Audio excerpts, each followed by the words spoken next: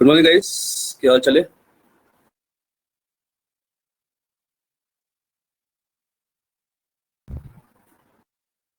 Yes, good morning. कैसे हैं सब लोग? Good morning sir. Good morning.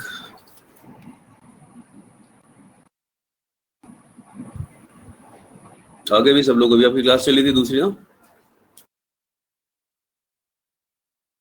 Current affairs.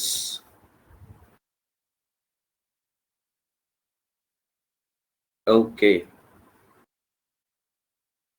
चलिए हम भी फिर स्टार्ट करते हैं कुछ।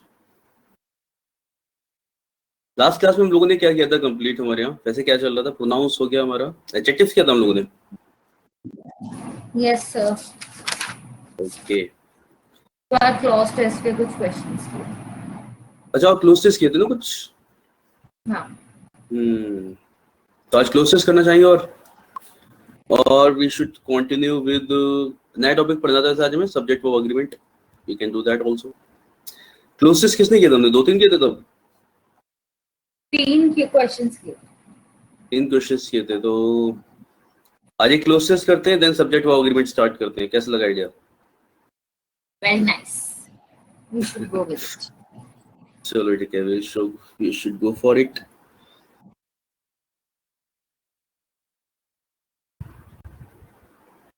तो आई गेस हम लोगों ने उस दिन ये वाले क्वेश्चन किया था, एंड एक ये वाला किया था, बंगाल टाइगर समथिंग समथिंग।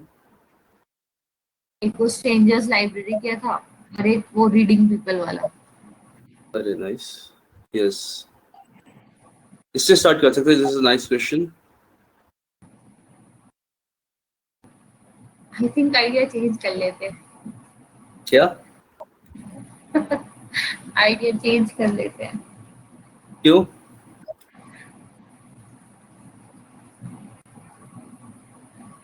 ये ज्यादा कॉम्प्लेक्स लग रहा है देखने में, इसलिए।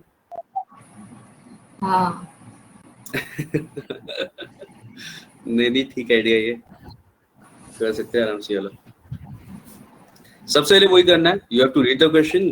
ठीक है, मतलब रीड द क्वेश्चन का मतलब है जब whenever we see a cloze test, पहले देख लो कि किस बारे में है ना, मतलब टॉपिक पता चल जाए, उसके बाद सॉल्व करना स्टार्ट करना है। एंड ब्लैंक के बाद भी सेंटेंस को कंप्लीट पढ़ना है। मतलब ये ऐसा वो है जो हर जगह फॉलो होना ही होना है, हर क्वेश्चन में। Sir accelerated. Accelerated, yeah. Mass migration has produced a huge worldwide economy of its own which has accelerated.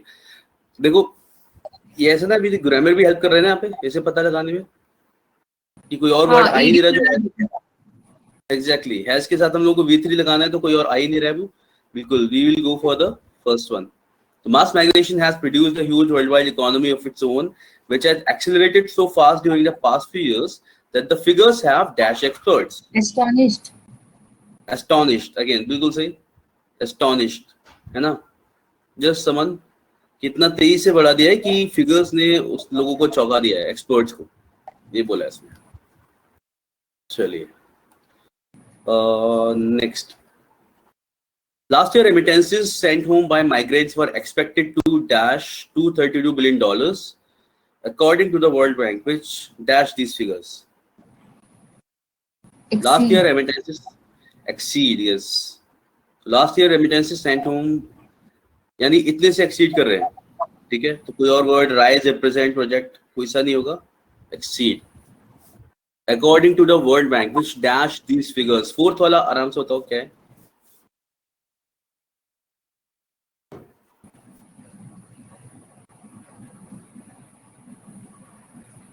Remittances का सबको पता चल गया होगा ना मेरी, जो पैसा घर पे बेचते हैं उसकी बात चल रही है, एंड उसको वो एक्सीड कर रहा है कितना, $232 बिलियन से ज्यादा, according to the world bank, जो इन फिगर्स को क्या करता है? क्या बोला आपने शालू?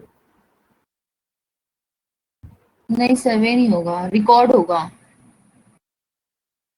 सर्वे नहीं होगा, रिकॉर्ड होगा। अच्छा देखो, मैं यहाँ पे एक और चीज से हेल्प करता हूँ। यहाँ पे अभी तक हम लोग मीनिंग के हिसाब से देख रहे हैं, अब यहाँ पे देखो, according to the world bank, which के आगे आपको जो वर्ब चाहिए ना वो सिंगुलर चाहिए, बिकॉज वर्ल्ड बैंक के बारे में बता रहे हो, वर्ल्ड बैंक जो कि ये करता है, प्रेजेंट टेंस में बात कर रहे हैं हम लोग, और हमें चाहिए जो वर्ब वो सिंगुलर। सिंगुलर वर्ब कितने हैं इसमें? रिकॉर्ड है, एस्टिमेट है, रिपोर्ट है। नहीं, ये सिंगुलर थोड़ी हुए, तो प्लूरल हुए। अच्छा, तो सिंगुलर ट्रैक्स है, ये सर्विस। सर्विस या वर्ब में तो हम एस लगाते हैं ना सिंगुलर में। Okay okay. Now we have two words, tracks and tracks service. होगा। ट्रैक्स होगा, यस। तो according to the world bank which tracks these figures, है ना। समझ में आया अमन? एस्टिमेट क्यों नहीं होगा? ठीक है। अच्छा देखो, यहाँ पे अगर एस्टिमेट, पहली चीज तो हम ग्रामेटिकली उसे रिमूव कर दिया, हमें अगर एलिमिनेट कर रहे हैं ऑप्शंस को तो हमने वो भी देख लिया।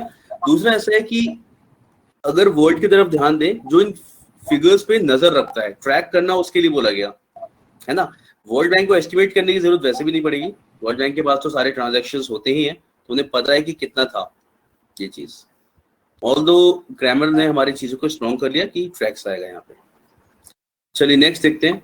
इस blank, this is like blank in the starting of the sentence, यहाँ से dash though the flow of remittances is to alleviate the plight of the migrants family, it can't on its own lift entire nation out of poverty.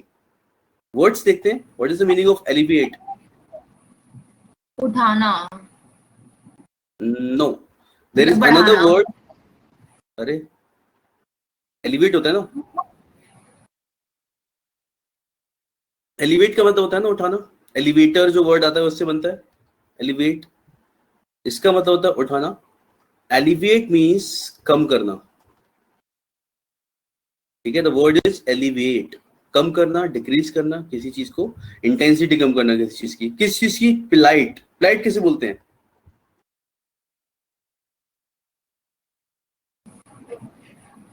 पीड़ा। बिल्कुल सही Hrithik, plight is पीड़ा। तो किसी भी तरीके की सफरिंग्स है या ट्रबल है, इट इज कॉल्ड प्लाइट, ठीक है। तो इसमें बोला गया है दो द फ्लो ऑफ रेमिटेंसेस, कि हालांकि जो फ्लो ऑफ रेमिटेंसेस है is to elevate the plight of the migrant family, migrant की फैमिली जो भी अपने घर पे है अपने देश में, उनकी प्लाइट को, उनकी तकलीफ को कम करने का काम करती है, ऑफ कोर्स एलिवेट करने का। It can't on its own lift entire nation out of poverty, लेकिन वो पूरे देश को गरीबी से नहीं उबार सकती। तो we need a word for here.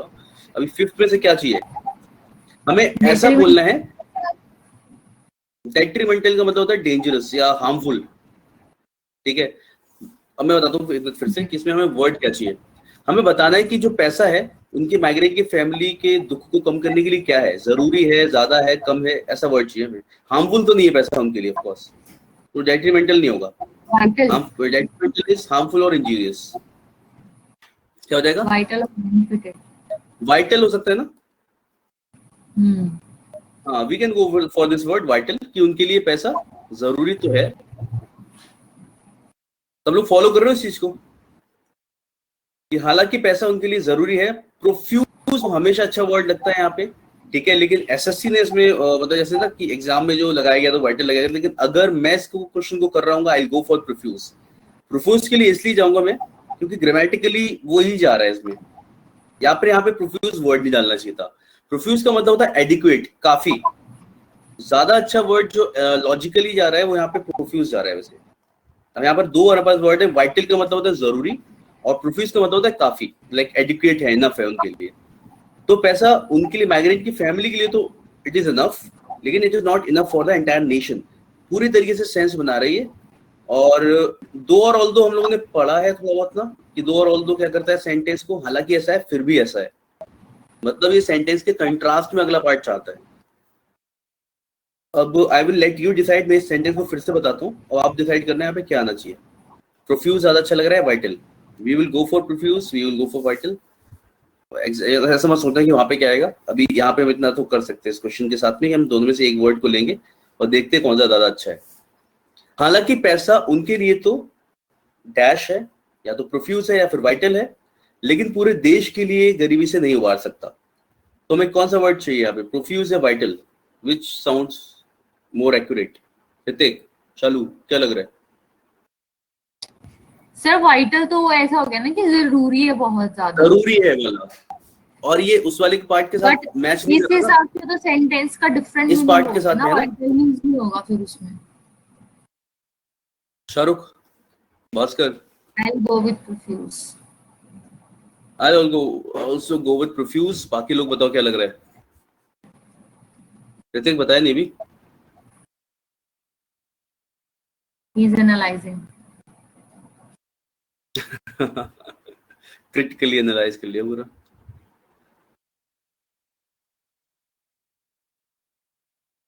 Oh God. Okay.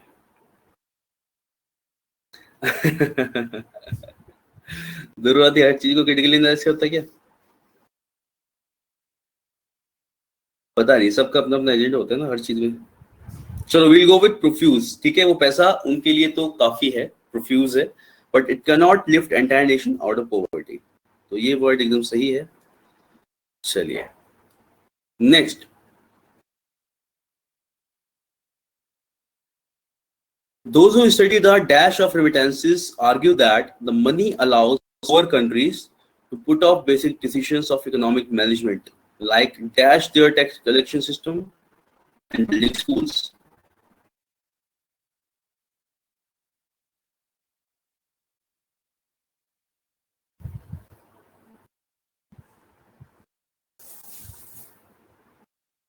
Third,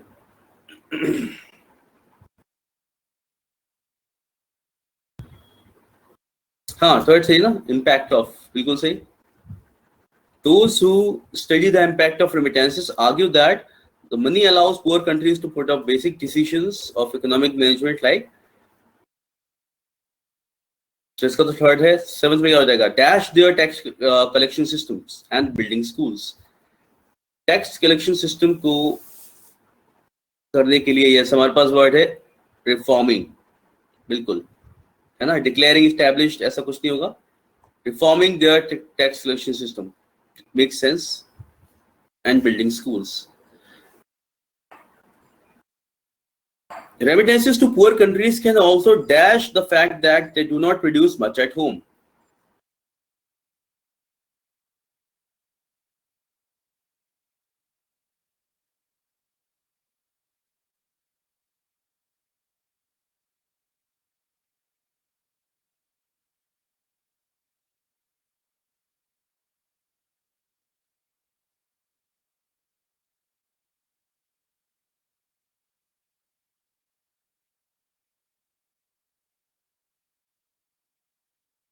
eighth का बता रही है,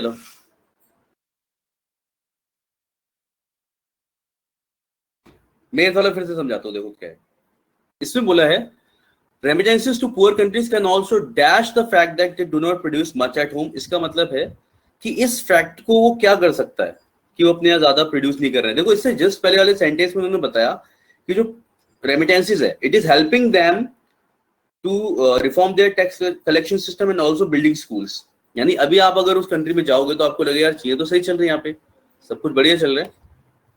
no, if you go to that country, अभी देखोगे वहां पे रोड सही हैं, शायद वहां पे स्कूल्स भी हैं बढ़िया, and everything is perfectly fine, तो अभी आपको पता चलेगा कि वो पैसा उनका है अपना बनाया हुआ या फिर बाहर से है।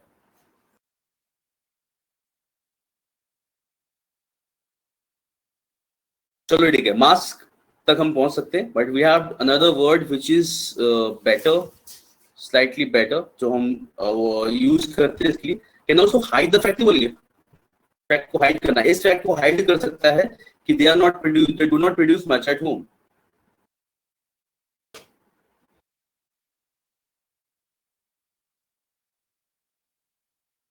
समझाऊं फिर से, ये मैं बताता हूँ फिर से।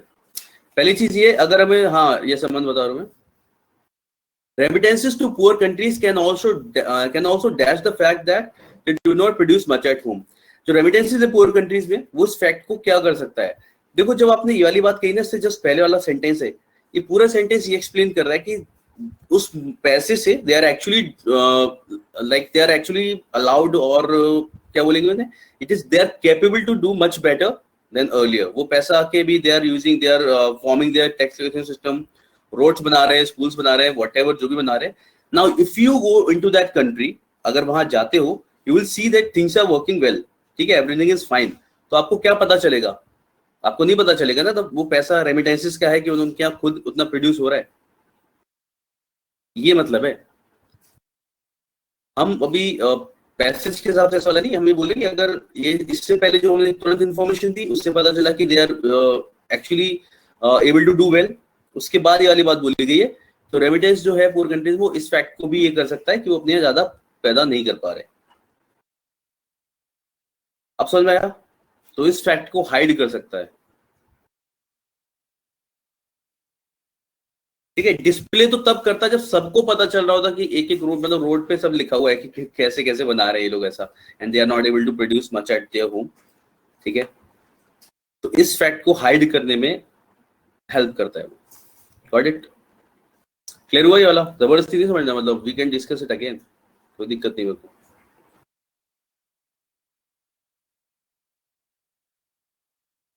शाहरुख समझ में आया? शाहरुख, ऋतिक,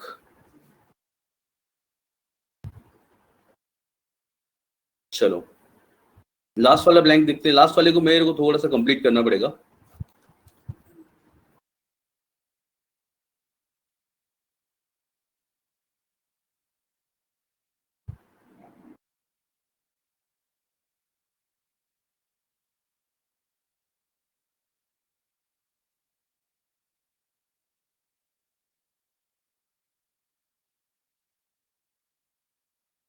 आई गेस ये थोड़ा सा इनकम्प्लीट है।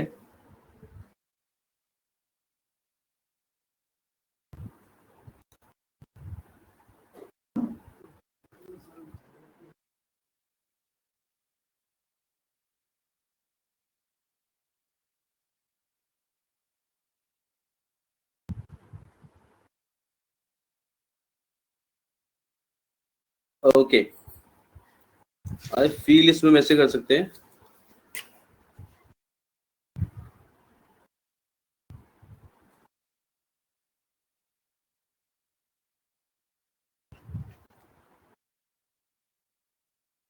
यहाँ से यहाँ पे समथिंग इज मिसिंग रहेगा। Challenge is now to find the programs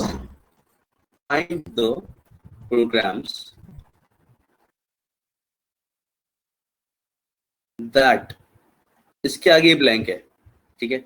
The challenge is now to find the programs that dash the benefits of remitted cash while dash some of its downside, ठीक है। तो इस blank से पहले, यहां तक तो हमने कर लिया था होम तक, उसके पहले ये वाला सेंटेंस ऐड करना होगा। The challenge is now to find the programs that dash the benefits of, yes, maximize the benefits of, है ना, याद आएगा, maximize the, बिल्कुल सही, the maximize the benefits of remitted cash while dash some of its downside. Augmenting का मतलब increasing हो जाएगा। Why would we increase downside? Downside as in उसके किसी मतलब कवर अप करना। Augment हम increase वाले सेंस में तो यूज करते हैं, नो? ढकना किसी चीज को, ढकना किस चीज को नहीं, something adding up to something, या फिर किसी चीज को बढ़ाना, इंक्रीज करना, इट इज कॉल्ड ऑगमेंटिंग। देखो एक बार,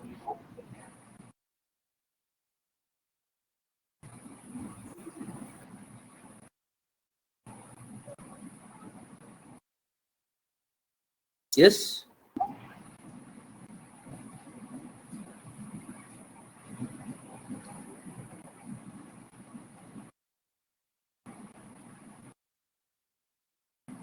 हमने दोनों में 5 बताया क्या?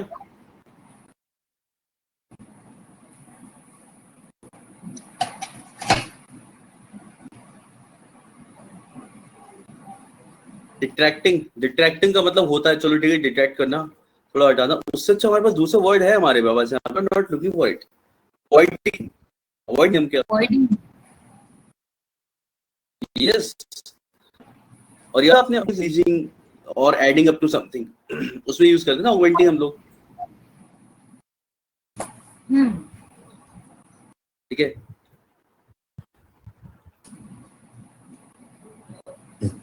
अच्छा, अवॉइडिंग से अच्छा डिट्रैक्टिंग लगा। डिट्रैक्ट का मतलब पता है क्या होता है? डिट्रैक्ट मतलब किसी चीज को होने के बाद फिर उसे हटाना, उसे बोलते हैं ना डिट्रैक्ट। हम उसे अवॉइड ही कर देंगे, फिर हमें हटाना क्यों पड़ेगा उसे?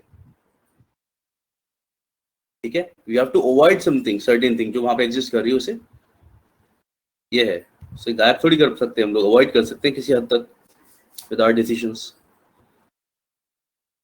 और क्लोजनेस में एक चीज और बताता हूँ, हमें एकदम शाइनी वर्ड्स नहीं चाहिए होते हैं, वी जस्ट नीड समथिंग जो जनरली बोली जाती है, ठीक है, जिसके लिए लाइक नॉर्मली वो वर्ड यूज किया ही जाता है, ठीक है, तब हम यूज करते हैं। एंड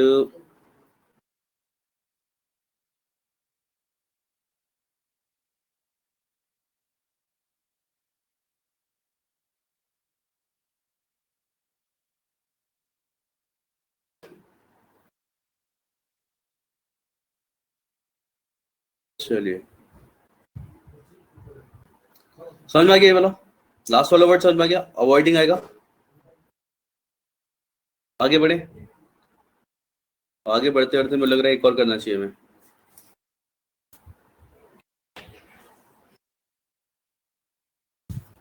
पढ़िए से एक और किया जाए, क्लोजेस्ट।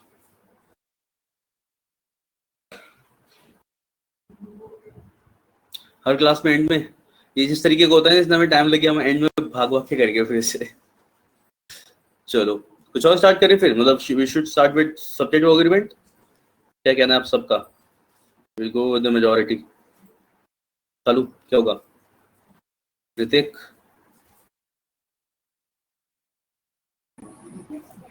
क्या सर? क्या करना चाहिए, मतलब we should go for another question, another cloze test, या फिर we should start with subject of agreement? मुझे तो दोनों में दिक्कत नहीं है।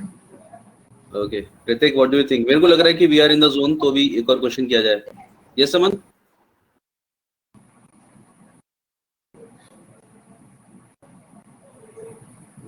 मुझे लग रहा है अमन को नींद ना लगी इसी वजह से। चलेगा, बिल्कुल चलेगा, इसलिए बोलो we are in the zone अभी क्वेश्चन वाले, तो let's go for one more, ठीक है। ये क्वेश्चन एग्जाम आया था काफी टाइम पहले, 2-3 साल पहले आई गेस, ठीक है। Start with this one.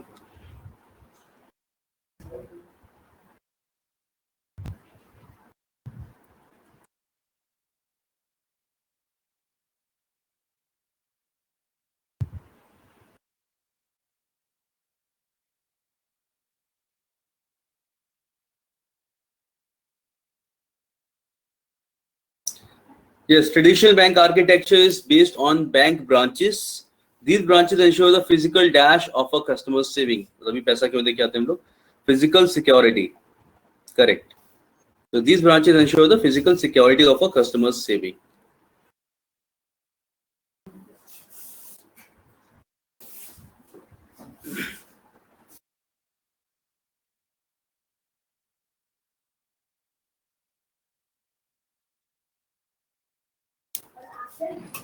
Sanction. Sanction, अच्छा, गो फॉर द वर्ड, बाकी काम करो, वो करना शुरू करो, एलिमिनेट करना, तब हमें सही वर्ड मिलेगा। सैंक्शन, जैसे इसमें लिखा ना, customer may go there to deposit money, sorry to deposit and withdraw money, dash loans. Dash loan में ऐसा जा रहा है कि मैं ये काम करने के लिए, तो वो सैंक्शन करने नहीं जाता, सैंक्शन तो बैंक करता है loan. Will not go for the word sanction. Credit भी बैंक करेगा। हम क्या करेंगे? हम नेगोशिएट करते हैं। Yes Hrithik, negotiate is correct. Negotiate का अभी देखो, मैं कह रहा हूँ ना, वर्ड हम हटाते हैं, ठीक है। डिस्पर्स का मतलब पे आउट लोन्स, सैंक्शन लोन्स, ये सारे वर्ड्स वो हैं, मतलब जो बैंक की तरफ से होता है, इट्स नॉट लाइक कि हम ही कर रहे हैं वहां पे आके, ठीक है। क्रेडिट और एडवांस लोन यहाँ पे सेंस नहीं बना रहा, मतलब ये करने के लिए जाते हैं, क्योंकि दिस इज अ प्रोसेस जो उनकी तरफ से किया जा रहा है, ठीक है। नेगोशिएट लोन का मतलब ये होता है कि वंस यू गो देयर, उसके बाद आप बताओगे ये करना है हमें, एंड देन यू डिस्कस कि कितना दिया जा सकता है, कितना नहीं दिया जा सकता। That's why the term negotiate. तो we go there to negotiate loans and dash in other financial transactions.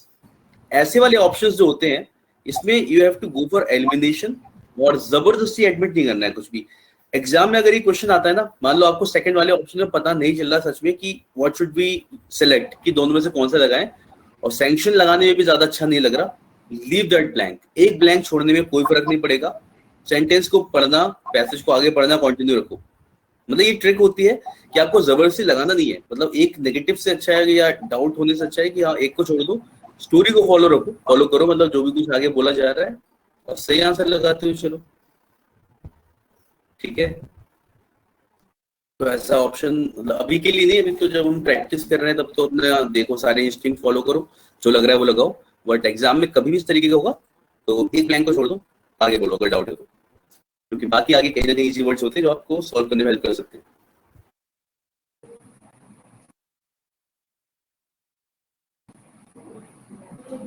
चलिए थर्ड में क्या बताया?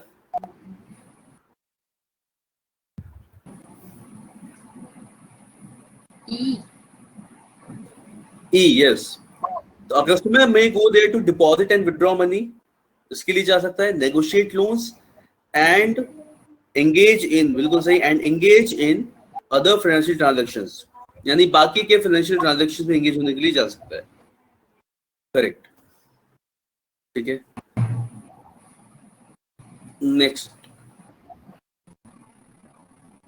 फोर्थ,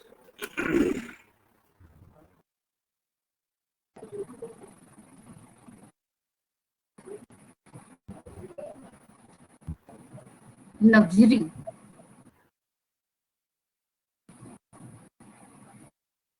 नहीं, फिर से पढ़ते हैं। इनोवेशन। इनोवेशन इज करेक्ट, हाँ, ई, यस, समन ये हो जाएगा। Yes, Bhaskar, it's innovation. So, in the past 2 decades, banking architecture has changed. The automated teller machine, यानी कि ATM, has been a big innovation. ठीक है? And credit and debit cards have created new financial spaces. तो ये नई technology रही है, नया इनोवेशन हुआ है, और क्रेडिट और डेबिट कार्ड से भी नए फाइनेंशियल स्पेसेस है। नहीं, वी हैव अनदर, क्या बोलेंगे उसे, इसे बोल सकते हैं आपके पास और भी ऑप्शंस आ गए हैं, हाउ टू पे ऑफ बिल्स और जैसा भी पैसे को यूज करना है उसके लिए, ठीक है। यस, नाउ नेक्स्ट है dash the bank branch has been the bedrock of the banking system. After all a person needs a bank account in a branch before he operate a debit और ATM card. अब ये blank क्या है ना इस sentence के starting में, और ये कनेक्टेड है पिछले वाले से। डू वन थिंग, एक काम करो, पहले वाले सेंटेंस को एक बार फिर से पढ़ो, फिर बताओ फिफ्थ वाले में क्या आना चाहिए, एक बार फिर से पढ़ के देखो, टेक योर टाइम, 1 मिनट लो और पढ़ो फिर से।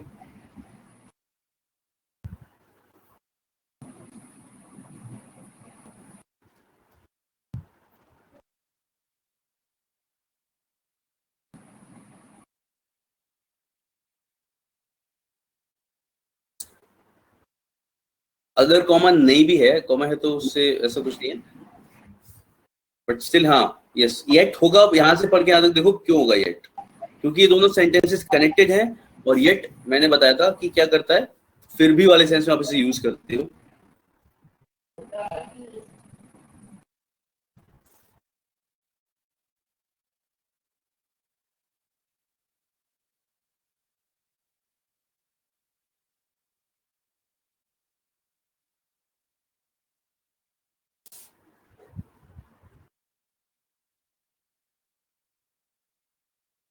नहीं अमन, ऑल दो से कनेक्ट नहीं हुआ, मैं आपको बताता हूँ क्या होता है, देखो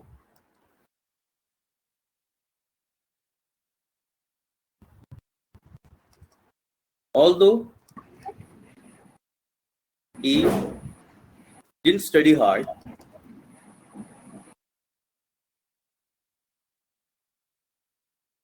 ठीक है, इसके बाद हम यहाँ पे लगा सकते हैं yet he qualified the examination,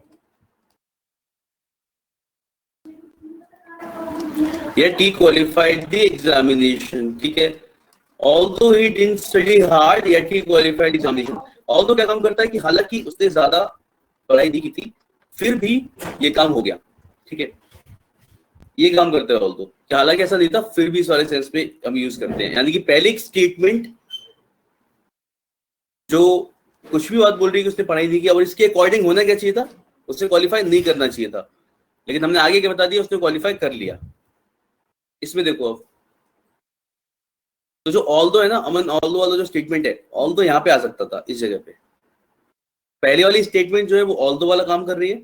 in the past 2 decades आपने बताया कि भाई ये सब कुछ इतना इंपॉर्टेंट नई नई चीज आ गई, एटीएम कार्ड आ गया, डेबिट कार्ड आ गया, ठीक है, एटीएम मशीन है, डेबिट और क्रेडिट कार्ड है, जो भी कुछ है, ठीक है। तो ये सब कुछ हो गया, उसके बाद भी बैंक की वैल्यू कम नहीं हुई है। Yet the bank branch has remained the bedrock of the banking system. तो आपने बोला नए फाइनेंशियल स्पेसेस तो हमारे पास आ गए, लेकिन फिर भी बैंक ब्रांच की वैल्यू कम नहीं हुई, क्योंकि ये पढ़ने के बाद तो ऐसा लग रहा था शायद ब्रांच की वैल्यू भी कम हो जाएगी, हो गई होगी। यहाँ पे आप क्या लिख रहे हो, yet the bank branch has remained the bedrock of the banking system. After all a person needs a bank account in a branch before he can operate a debit और एटीएम कार्ड। समझ में आया कुछ कि यहाँ पे yet क्यों आएगा?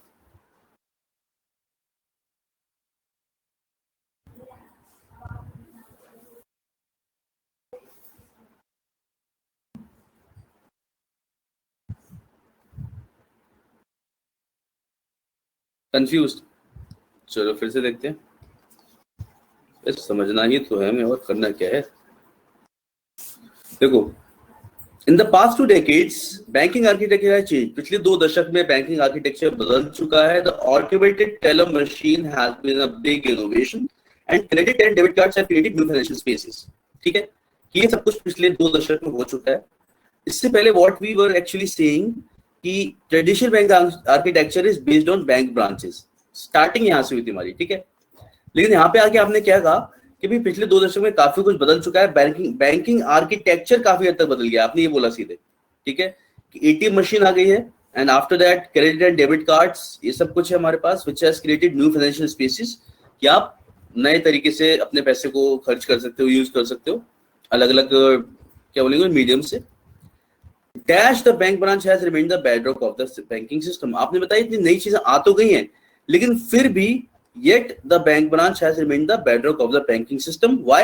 After all, person needs a bank account in a branch before he can operate a debit or ATM card. कि डेबिट और एटीएम कार्ड आ तो गए हैं, लेकिन फिर भी इसकी वैल्यू कम नहीं हुई है, क्योंकि इन्हें ऑपरेट करने के लिए भी हमें अकाउंट चाहिए वहां पे।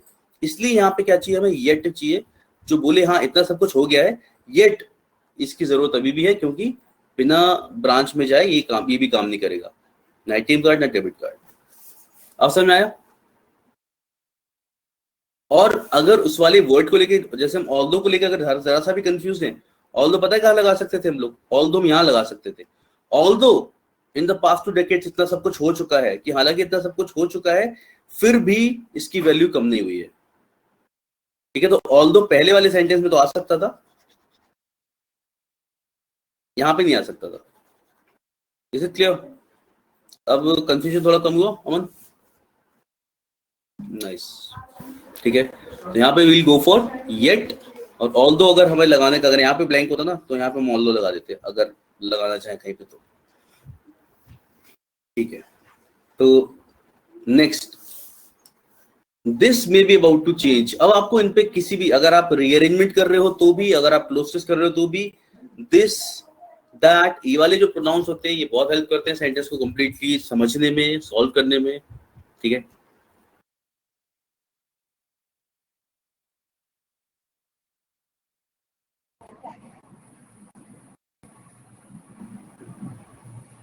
assess, this may be about to change as technocrats now assess नहीं, assess evaluate वाले सेंस में होगा ना, view, evaluate view हो जाएगा, view is correct, they now view। क्या लिखा है इसमें, this may be about to change as technocrats now dash cell phone as a new architecture of virtual banks। अभी तो हमने आर्किटेक्चर कैसे बताया था, ट्रेडिशनल बैंक ब्रांचेस को था, ठीक है। हम बोल रहे हैं कि this may be about to change, क्योंकि जो टेक्नोक्रेट्स है, जो भी इंजीनियर्स है, ठीक है, वो क्या कर रहे हैं, सेल्फ दे व्यू, उसमें व्यू वर्ड इज फाइन, तो they view cell phone as the new architecture of virtual banks. ठीक है, this has the potential to make branches. Next बात है, ये व्यू सबको समझ में आ गया होगा कि इसके ऊपर देखते हैं ऐसे यूज किया जाएगा, there is no other word which comply with this one. So next, 7th,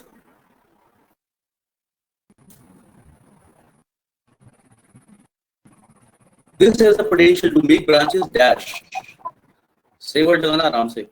अब यहाँ पे दिस क्या चीज है, जो अभी पिछले वाले सेंटेंस में बोला ना, सेल फोन्स और ये पूरा सिस्टम की सेल फोन बन जाएगा हमारा आर्किटेक्चर और वर्चुअल बैंक, ये सब कुछ।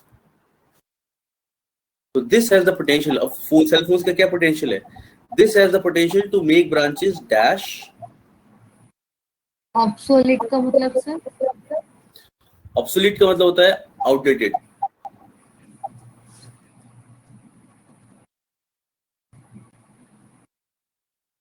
और एक्सटेंट? एक्सटेंट का मतलब होगा सर्वाइव और एग्जिस्ट, सर्वाइव एग्जिस्ट ऐसे बोलते हैं एक्सटेंट के लिए। एंड ऑब्सोलीट आउटडेटेड होता है।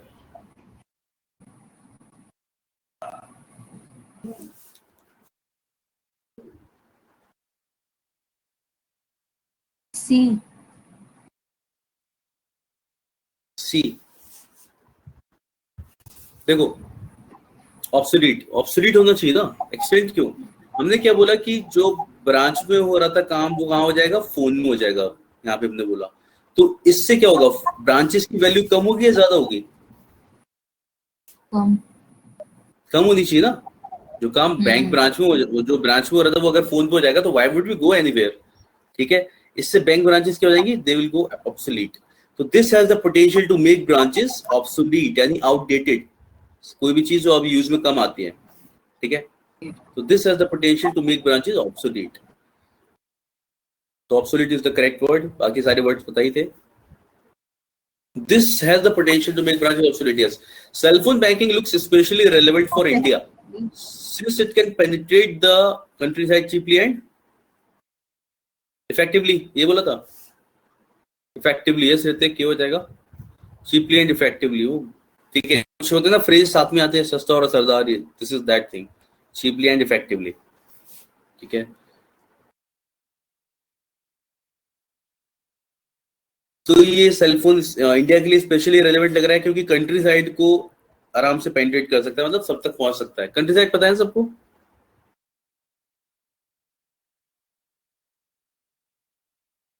कंट्री साइड एरिया, अर्बन और लाइक रूरल एरिया, उसके लिए बोलते हैं हम लोग ये। तो ऐसा है कि बैंक नहीं बनाना पड़ेगा, फोन दे दो जाके हो जाएगा। चलिए नेक्स्ट की तरफ देखते हैं। Cell phones are spreading at dash rate and in India alone new cell phone connections are growing at the rate of 6 million a month.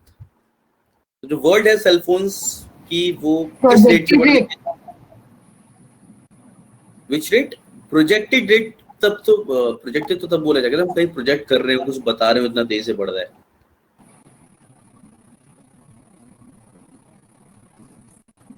Phenomenal ज्यादा चलना, बहुत तेजी से बढ़ता है क्योंकि आगे आपने थोड़ा बताया है अपनी बताने के लिए कि अकेले इंडिया में ही इतनी तेजी से बढ़ रहे हैं लोग, ठीक है। तो फिनोमिनल स्वाइन, हाँ ऐसा ना कि बहुत ही तेजी से बढ़ रहा है, तो वी नीड दिस वर्ड। तो in the world over cell phones are spreading at a phenomenal rate and in India alone new cell phone connections are growing at a rate of 6 million a month. यानी अकेले India में ही new cell phone connections are growing at the rate of 6 million a month, a rate of dash, a rate of customer dash that no bank can dream of. Expansion. Yes. सबको लगा expansion? बाकी किसी को कुछ और लगा था कि मैं कोई लगा के आता, वो बताओ। क्या चलो लास्ट में एक तो ठीक हुआ। ये वाला एक्चुअली जरूरी था सही होना। ये अच्छा, ये मतलब ये लास्ट वाला थोड़ा लॉजिकल है उस स्टेप पे, तो एक्सपेंशन एकदम सही है।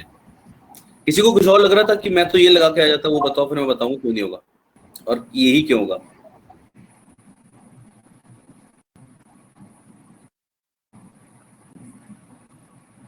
अमन कौन सा लगाने वाले थे?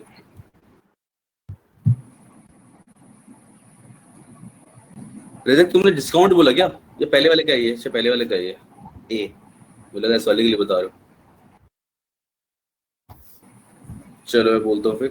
एक्सपेंशन सही क्यों है? क्योंकि यहाँ पे हम लोगों ने बताया कि सेल फोन्स इतनी तेजी से, मन ए लगा था डिस्काउंट इसमें, रेट ऑफ कस्टमर डिस्काउंट, कुछ मतलब हुआ इसका? Why discount? तो सेटिस्फेक्शन बोलता है, रिलेशनशिप बोलता तो। देखो मैं बताता हूँ क्या है इसमें। हम बोल रहे हैं यहाँ पे कि अभी मैंने बताया था कि कितना तेजी से बढ़ रहा है फोन, है ना, like phones they are spreading at a phenomenal rate. और अकेले इंडिया में ही क्या हो रहा है, 6 मिलियन अ मंथ, इतनी तेजी से फोन्स बढ़ रहे हैं। ठीक है, अभी मैंने थोड़ी देर पहले बोला था अब हमें बैंक ब्रांच बताने की जरूरत नहीं है, क्योंकि जो काम ब्रांच में होता था वो कहाँ हो जाएगा, सेलफोन पे हो जाएगा। इसका मतलब लोगों के लिए सेलफोन बैंकिंग ईजी हो जाएगी, तो आराम से कस्टमर्स, जितने फोन होंगे उतने कस्टमर्स बढ़ सकते हैं आराम से फिर। तो इसलिए बोला कि फोन इतनी तेजी से बढ़ रहे हैं उसी तेजी से कस्टमर बढ़ेंगे। और रेट ऑफ कस्टमर एक्सपेंशन, इसलिए एक्सपेंशन आएगा कि इतनी तेजी से कस्टमर्स बढ़ेंगे कि किसी बैंक ने कभी सोचा भी नहीं होगा। क्लियर है? इसलिए we will go for the word expansion.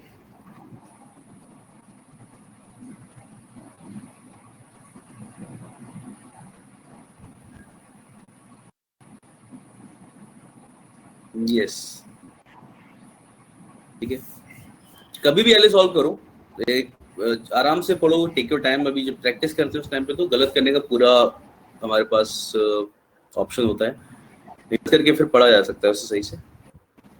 ये है। चलो फिर बाकी के हम लोग क्लास के बाद क्या करेंगे। ओके, अब थोड़ा सा कुछ और देखा जाए। नेक्स्ट क्लास में हम लोग दो, अगर एक या दो करना हुआ करेगा, लास्ट के 15 मिनट में एक कर लिया करेंगे, कोई भी एक्सरसाइज वाली।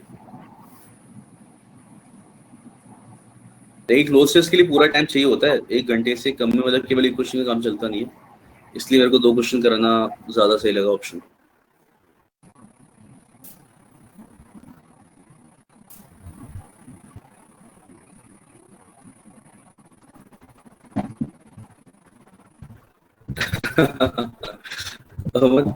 ऑफलाइन में तो ले लेता है एक्स्ट्रा टाइम, यहाँ पे थोड़ा मुश्किल हो जाता है नेक्स्ट क्लासेस की वजह से।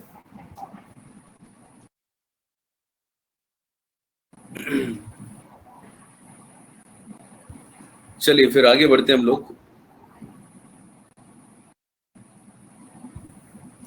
आगे कहाँ बढ़ना है हमें? नेक्स्ट टॉपिक हमारा है जो हम स्टार्ट करेंगे, सब्जेक्ट वर्ब एग्रीमेंट। इसमें आधी चीजें हमें पता है पहले से, थोड़ा सा और पढ़ना है। इजी टॉपिक है, अच्छा टॉपिक है, इंपॉर्टेंट टॉपिक है। ठीक है, बहुत लेंथी भी नहीं है, लाइक मेरे ख्याल से 2 क्लास में जाना चाहिए। सब्जेक्ट वर्ब एग्रीमेंट, नाम से पता चल रहा है क्या हो रहा है कि we say that a verb should agree with the subject, यानी जो भी हम वर्ब यूज करेंगे, ठीक है, तो इट स्टेट्स दैट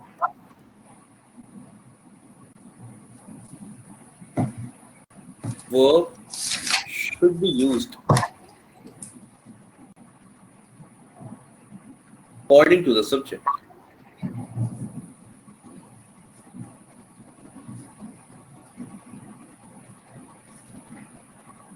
ठीक है, यानी जो भी आप वर्ब यूज करोगे वो सब्जेक्ट के अकॉर्डिंग यूज होना चाहिए, जैसा भी सब्जेक्ट हमारा वैसा वर्ब। तो ये बेसिक चीज तो हमें पता है कि ऑफ कोर्स हम ऐसे यूज करते हैं।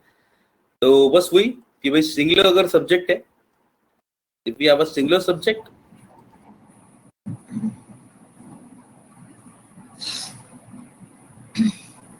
ब्लैंक में सिंगुलर को रखना चाहिए था। अगर सब्जेक्ट सिंगुलर है तो आपका वर्ब कैसा आएगा, सिंगुलर आएगा। ठीक है, और अगर प्लूरल है तो प्लूरल। ठीक है, प्लूरल सब्जेक्ट है तो वो प्लूरल आएगा।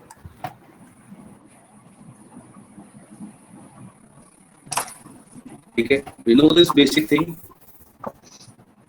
यानी कि जो हमने अभी थोड़े पहले उस टाइम पे कुछ क्वेश्चन देख रहा था सिंगुलर प्लूरल वाला टाइप का, तो वी नो दैट ये बेसिक है। He likes and they like, है ना। ही डज, दे डू, यानी कि सिंगुलर है उसके साथ हम वर्ब सिंगुलर लगाएंगे, प्लूरल के साथ प्लूरल। सिमिलरली यहाँ पे तो ये सारी चीजें हमें पता है। ठीक है, इसी के अंदर एक वो जाता है ना हमारा, जो हमने छोटे क्लासेस में पढ़ा था, दो सब्जेक्ट्स को एंड से जोड़ो, then our verb should be, after our verb should be plural. तो राम एंड श्याम आर, तो भी वो एग्जांपल तो नहीं कर रहा मैं, तो बेसिक है और इजी है।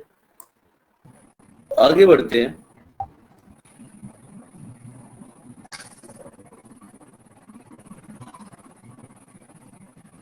Rules related to subject agreement, ठीक है, इसमें पूरा यही चलने वाला है कि इफ वी कनेक्ट, पे देखते हैं, if two subjects basically nouns, ठीक है, connected using and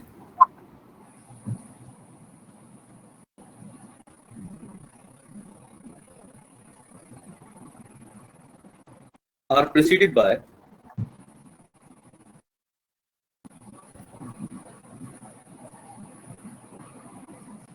each or every, then the verb should be singular.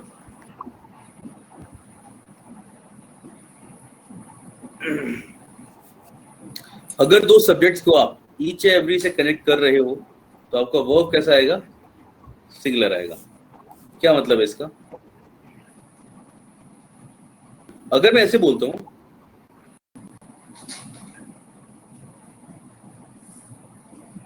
Boy and girl या सिंपल बॉय एंड गर्ल, तो आर आएगा ना साथ में, तो आपका वर्ब कैसा आएगा? प्लूरल आएगा। लेकिन अगर मैं ऐसे बोलूं, each boy and each girl is invited. Each boy and each girl is invited. To each boy and each girl, verb कैसा आ गया आपका? सिंगुलर। समझ में आइए?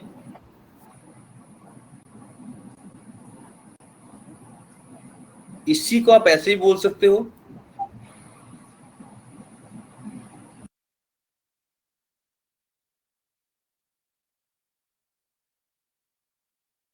ये भी ठीक है, ये भी ठीक है।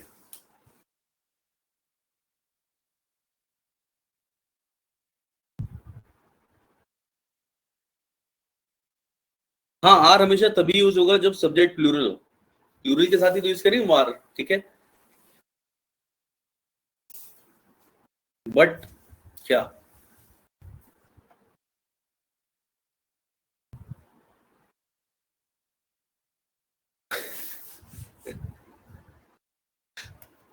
No, who is a question. अच्छा एक चीज और, हु किसने का सिंगुलर है? पहली चीज सवाल है, और हु सिंगुलर प्लूरल हम दोनों के लिए यूज करते हैं, ठीक है। और यहाँ पे जो आर लग रहा है ना, वो यू की वजह से लग रहा है, हु की वजह से नहीं लग रहा। सब्जेक्ट वहां पे हु है, मतलब if you are asking question who are you, तो R is actually use because of you. वरना सोचो ना, हम लोग क्या पूछते हैं, हु इज ही, इस किसके अकॉर्डिंग लग रहा है? ही के अकॉर्डिंग। और यू हमारा प्लूरल होता है तो हमें पता है ना, यू आप प्लूरल यू के साथ आर लगाते हो बिकॉज आप यू वर्ड हम लोग एक सिंगुलर और प्लूरल दोनों के लिए यूज करते हैं, इसलिए यू के साथ हमारा वो हमेशा प्लूरल आता है। तो जब भी आप क्वेश्चन पूछते हो, जब भी सवाल पूछ रहे हो, हु आर यू, ठीक है, तो यार this is your subject and this is your verb. क्योंकि जब सवाल पूछ रहे हो तो इंटेरोगेटिव जब भी होता है हमेशा इस तरीके से बनता है, वर्ब आता है फिर सब्जेक्ट आता है। क्लियर ऋतिक, समझ में आई चीज?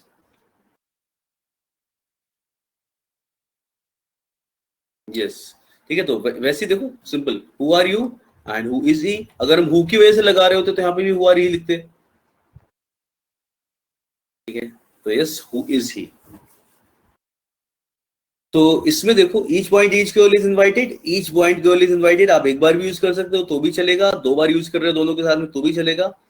सिमिलरली एवरी सोल्जर, एवरी के साथ भी सेम सीन होता है।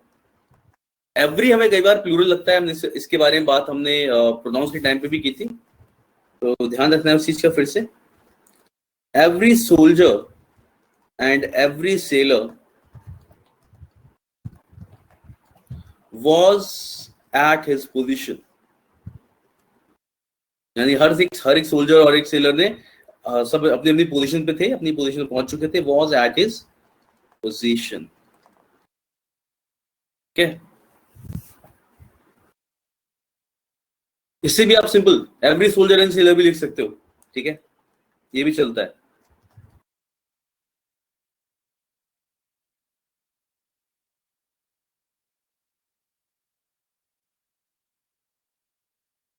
ओके, यहाँ तक।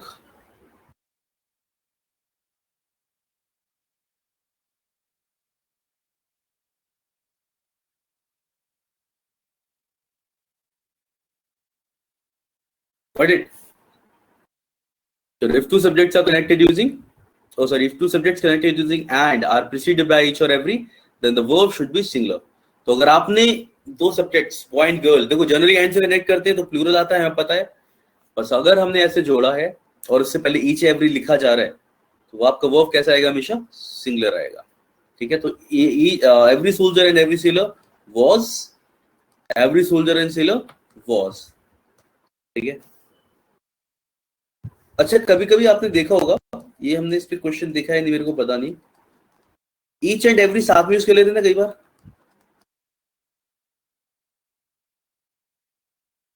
जैसे बोलते हैं each and every one of you should bring your notebooks tomorrow, ऐसे बोला जाता है। ये इसका काम मोस्टली क्या होता है ना, मोस्टली एम्फेसाइज करने के लिए यूज करते हैं हम लोग ये, मैं अपनी बात पे एम्फेसाइज करने के लिए। वरना अगर मैं क्लास में खड़े होकर बोलूं each one of you should bring your notebooks, बात तब भी क्लियर है, लेकिन मैं एम्फेसाइज करने के लिए हर एक इंसान को ऐसा करना है, तो each and every one of you तब बोला जाता है। और इसके साथ ऐसा होता है, it is use for more than two. पहली चीज तो एवरी के साथ भी यही केस है। ठीक है, एवरी के साथ भी यही केस है, एवरी का दो से ज्यादा के लिए यूज होता है हमेशा। ठीक है, और ईच एंड एवरी साथ में यूज कर रहे हो ऐसे, तो ये भी क्या होगा? दो के साथ यूज होगा। ईच दो के लिए भी यूज हो जाता है। ठीक है, ईच दो के लिए भी यूज हो जाता है ईच। ठीक है, तो ऐसे बोल सकते हैं इसे,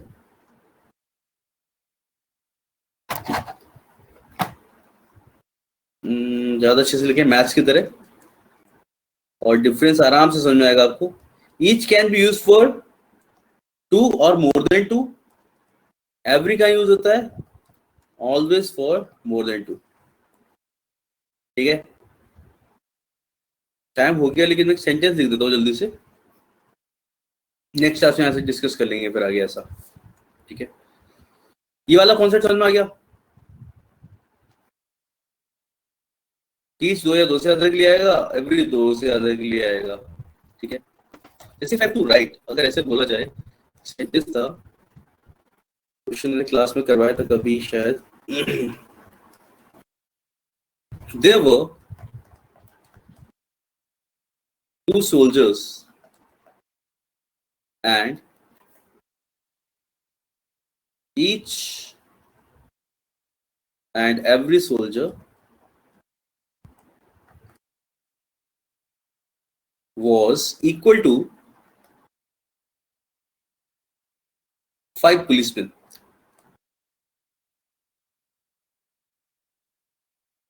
ठीक है, इस तरीके से क्वेश्चन है कि there were two soldiers and each and every soldier was equal to 5 policemen.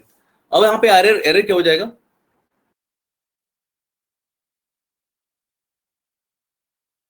And every, yes, है ना, दो सोल्जर्स थे, एंड एवरी की यहाँ पे जरूरत नहीं है, हम केवल ईच से काम चला लेंगे। ठीक है, तो there were two soldiers and each soldier was equal to 5 policemen because we are talking about two. ठीक है, ये वाला क्वेश्चन किया था हम लोगों ने कभी नहीं, तो नॉन्स के टाइम पे मे भी किया हो, आई डोंट रिमेंबर। किया था सर, किया था ना, हाँ। अब वहां पे भी सेम कॉन्सेप्ट था। अब यहाँ पे क्योंकि सब्जेक्ट ऑफ एग्रीमेंट दिख रहे हैं, यहाँ पे मुझे वर्ब भी बताना साथ में, तो वो वाली चीज और एक्सरसाइज में भी किया था। ओके, नाइस, काफी बार कर चुके हैं तो क्वेश्चंस में पूरी तरीके से जानकारी है। ओके, तो बस वही है, ईच एंड एवरी जहां भी आ रहा है वो सिंगुलर आ रहा है, प्लस इसका तो कॉन्सेप्ट हम ध्यान रखेंगे ही रखेंगे फिर तो। चलो let's keep it till here, हमें बताइएगा ईच एंड एवरी वाला किया था हम लोगों ने, जिसके आगे इस टॉपिक को कंटिन्यू करेंगे हम लोग नेक्स्ट क्लास में, सब्जेक्ट ऑफ एग्रीमेंट। ठीक है, काम की चीजें पढ़ने को मिलेगी इसमें आगे चल के और। ठीक है, चलिए मिले फिर नेक्स्ट क्लास में। Thank you everyone. Okay sir, yes, चलिए you guys, till then take care, tata, मिलते हैं नेक्स्ट क्लास में। Yes, okay, bye bye.